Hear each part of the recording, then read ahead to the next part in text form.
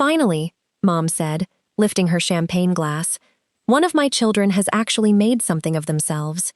A few people around the table laughed. Not because it was funny, because they didn't know what else to do.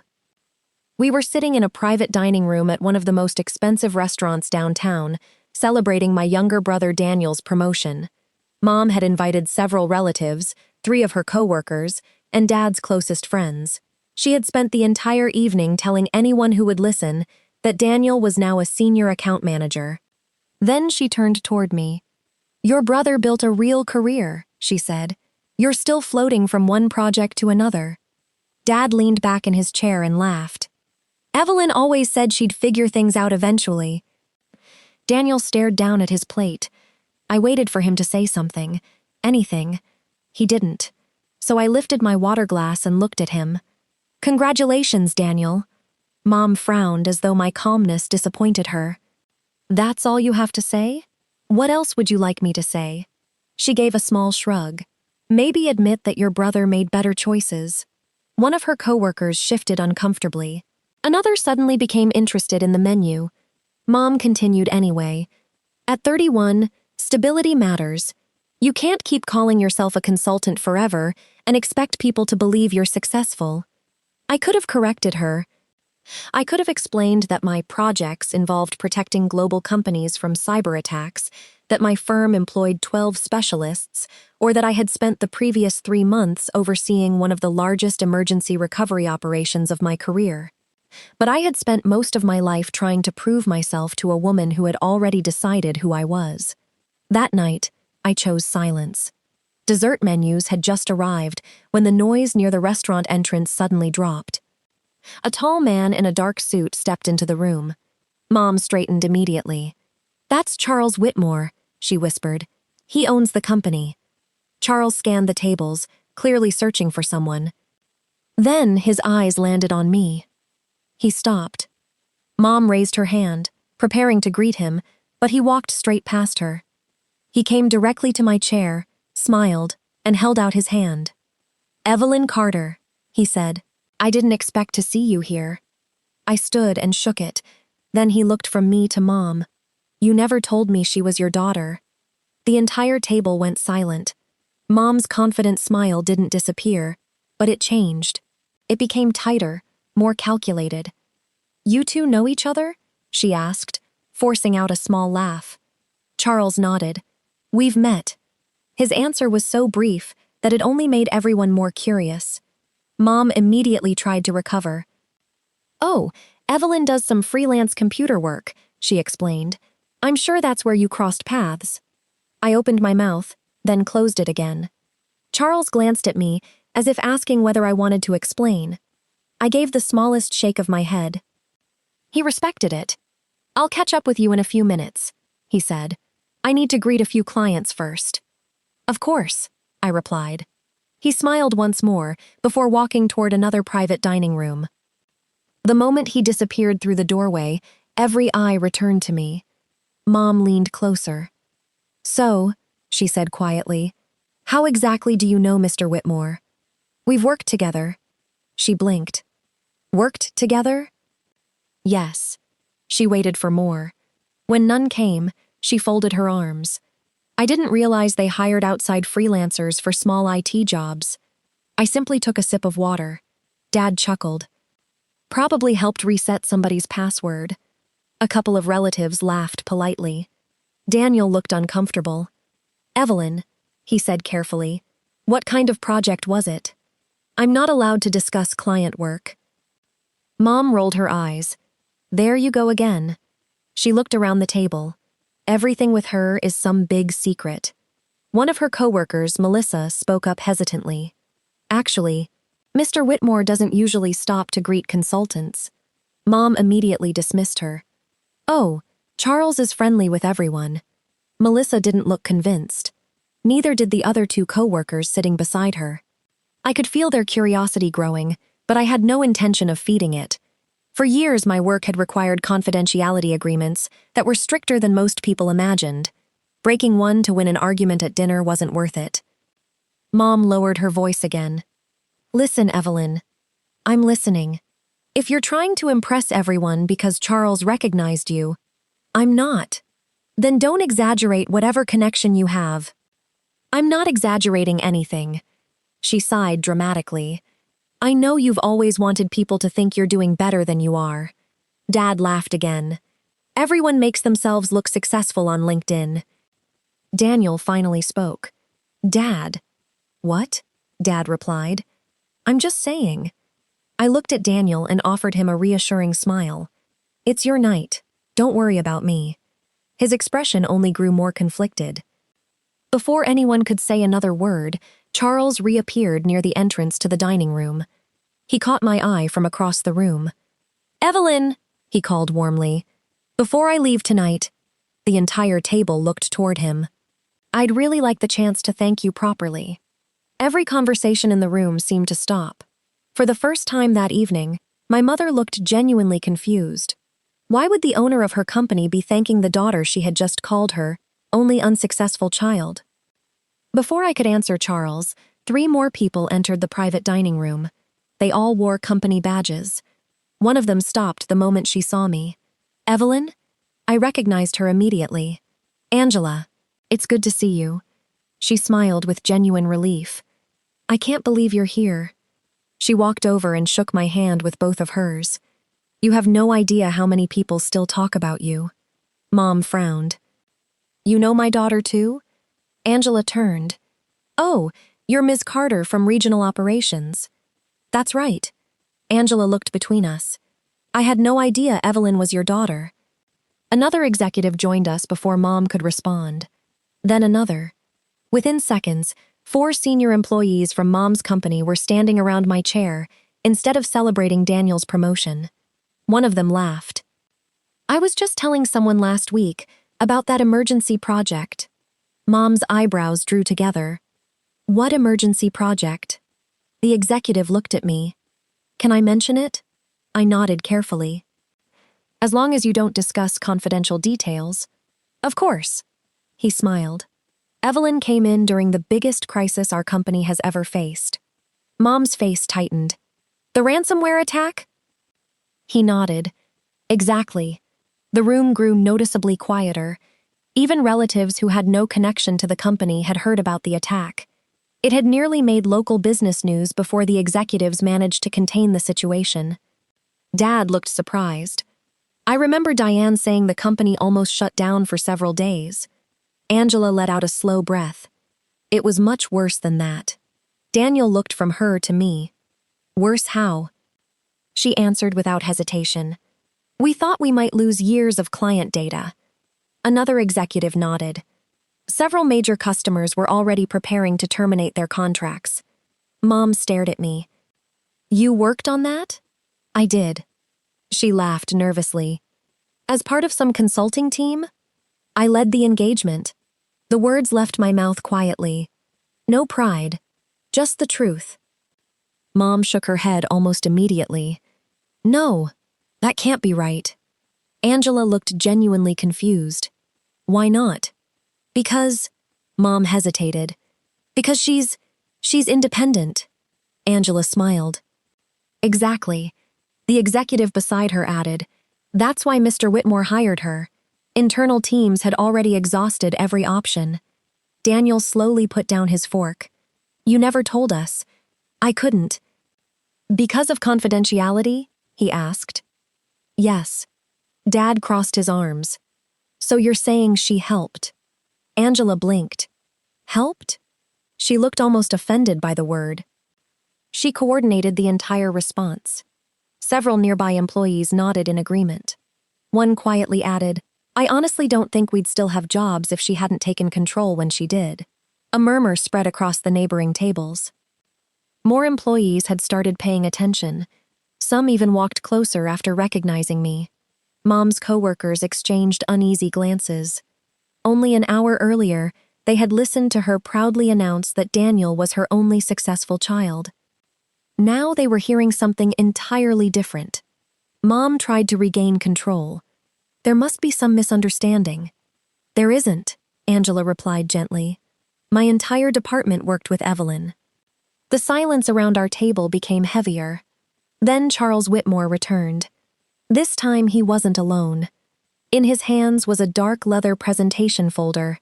He stopped beside my chair, looked around the room, and smiled.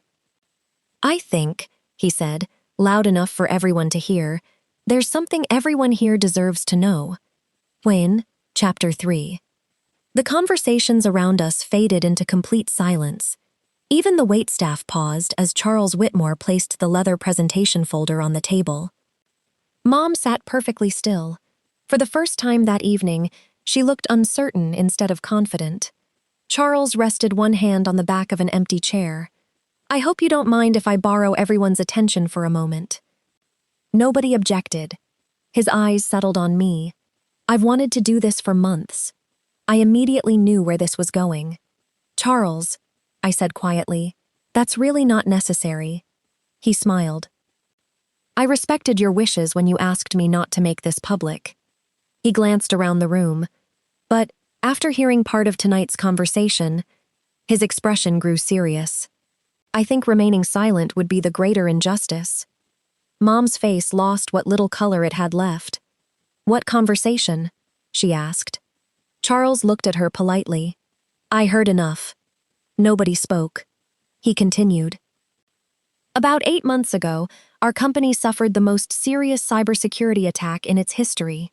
Several employees nodded grimly. "We had already exhausted every internal option. Our security department worked around the clock. Our outside vendors couldn't stop it. Our legal team was preparing for the possibility that sensitive client information might be exposed." The room became even quieter. I remembered those weeks vividly. Entire teams sleeping in conference rooms, executives surviving on coffee, phones ringing 24 hours a day. Charles looked directly at Daniel. "Your promotion is well-deserved." Daniel nodded awkwardly. "Thank you, sir. But none of us would be celebrating promotions tonight if our company hadn't survived that crisis." Charles slowly turned back toward me. "When every solution failed, we hired Evelyn's consulting firm." Several people at neighboring tables leaned closer. Charles continued. "She didn't join an existing team. She built one. She coordinated cybersecurity specialists across multiple states. She reorganized our incident response. She worked alongside our engineers until the attack was completely contained." Mom stared at me. "You owned the consulting firm?" I met her eyes. "Yes. You never said that. You never asked." She opened her mouth. Nothing came out. Charles nodded. "Every agreement we signed required strict confidentiality. Evelyn couldn't discuss our project. She couldn't mention our company. She couldn't even acknowledge she had worked with us." Dad frowned. "So all those times she said she couldn't talk about work," Charles answered before I could. "She was honoring legally binding agreements." I watched Dad slowly lower his eyes. Every sarcastic joke he had made over the years suddenly sounded different. Charles looked back toward the employees gathered around us. What impressed me wasn't only her technical expertise. It was her character. When the crisis ended, our board wanted to issue a press release. She declined. We offered interviews. She declined. We offered industry awards. She declined. He smiled at me. She said protecting our clients mattered more than receiving public recognition. A quiet murmur spread across the room. Angela nodded proudly. "That's exactly what she said." Charles picked up the leather folder. "We created a special recognition award for her." He opened it carefully. Inside rested an engraved crystal plaque. It had never left company headquarters before tonight. "I've kept this in my office because she refused to accept it publicly." He looked directly at me. "I think you've been humble long enough." I shook my head with a small smile. "Charles?" He gently interrupted me. "No." Then he faced the room. "I'd like everyone here to know the truth." He lifted the plaque. "The person who saved this company." He paused just long enough for every eye in the room to settle on me. "Is Evelyn Carter." The room erupted into stunned silence. No one moved. No one spoke. Every person at our table turned toward my mother. She couldn't even look at me. For several long seconds, The only sound in the room was the faint music drifting in from the restaurant's main dining area. Charles lowered the crystal plaque into my hands. "This should have been presented months ago," he said. "I'm sorry I waited." I smiled. "You honored my request." "I did." He looked around the room before continuing. "But after hearing someone describe you as unsuccessful tonight, I realized silence was no longer protecting your privacy, it was allowing a lie to stand. No one at our table could meet my eyes." Charles turned toward the employees who had gathered nearby. "I want everyone here to understand what Evelyn actually accomplished." He spoke calmly, never exaggerating. "When the ransomware attack hit, we believed we could lose nearly every major client we had." He looked at one of the executives.